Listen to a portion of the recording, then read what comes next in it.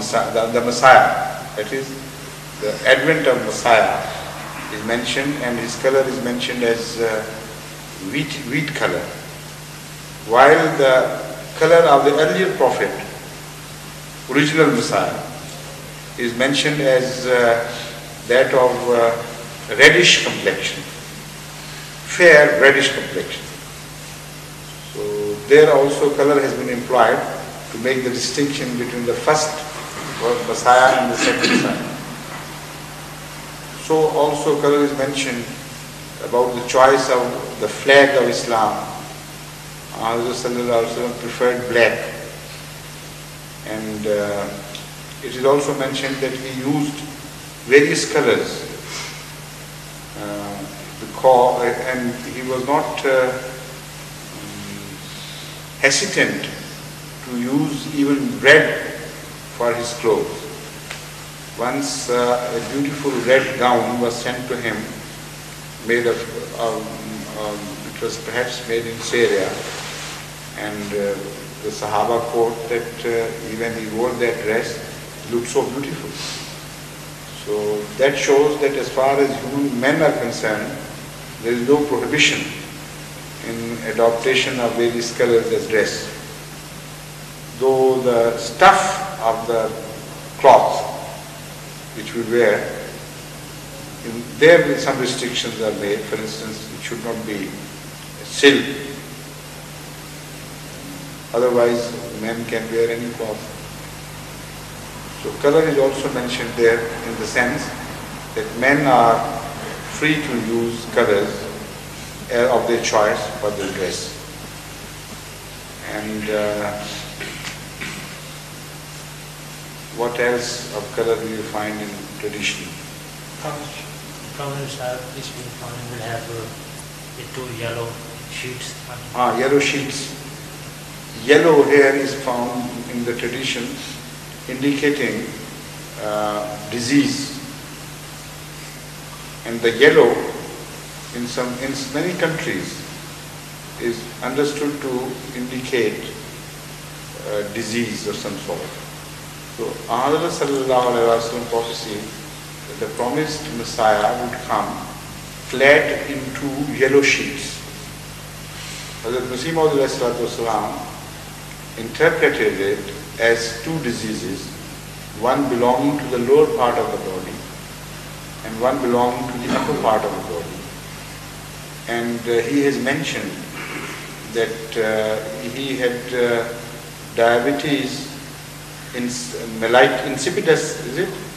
Not mellitus. Insipidus. Diabetes insipidus, which caused him great troubles at times, and that is the disease mentioned as a disease of the lower parts of the body. And he had giddiness and vertigo, which indicated the disease of the upper parts of the body. Now the Maulvis generally mock at this, and they enjoy this thoroughly when they discuss it in their lectures. Say, look here, this is the type of prophet we had. He had a disease of the lower part of the body and a disease in the upper part of the body, and these are the diseases. How could he be a prophet and so on? And once a Maulvi came to Rabba and also asked me about these diseases with an intention to belittle Hazrat Masih Maud. So I told him, look here, disease by itself is neither indication of piety or goodness nor indication of badness. It depends upon how you suffer, how you fall ill, what is the reason behind your disease. If the reason is a filthy pursuit, a worldly pursuit on your part, and excessiveness in that, you can have a certain illness.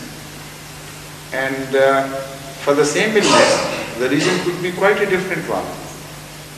You're overworking, overtaxing yourself in the way of Allah. So unless, before you start mocking at a disease, you find out what was the reason of that disease. In case of Hazrat Masih Maud, both these diseases were caused by overwork in the way of Allah. They were direct result.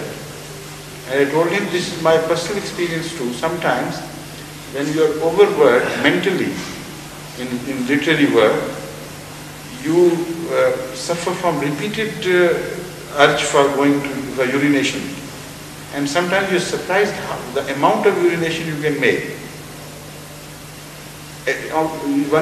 One feels as if a factory for producing water has been installed within. And that is a direct result of brain work, of nervous tension. And the giddiness and vertigo is also a direct result of over-reading and over-writing and writing in a special posture that also disturbs the nerves. So both these diseases of Hazrat Masih Maud were in fact a prophecy that he will be working very hard in the sense that his work would be in the direction of literary pursuits. The head disease and the lobe disease, that is the mellitus diabetes insipidus, they are both direct result of this. So when I explained this calmly without getting excited, those people, quite a few non-Ahmadis were there, they were absolutely convinced that the mullah is totally in the wrong. They started nodding their heads in respect and they said, yes, this is something very great. This disease, which is caused in the way of Allah, that is in fact a mark of pride rather than a mark of disgrace. So that color, yellow, indicated disease. There will be quite a few references, but offhand I can't tell you everything. Salim Sahib, you have come at last, huh? Come on.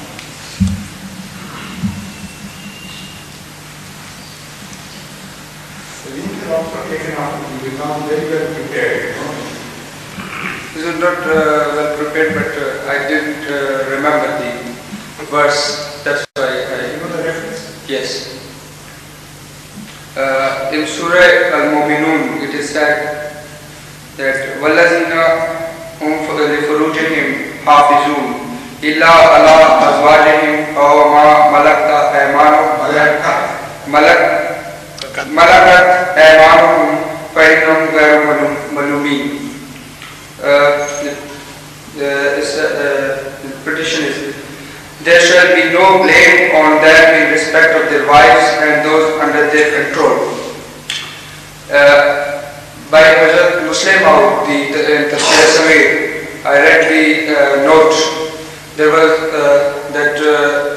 there was no any mention of nikah. Why do you require such a thing?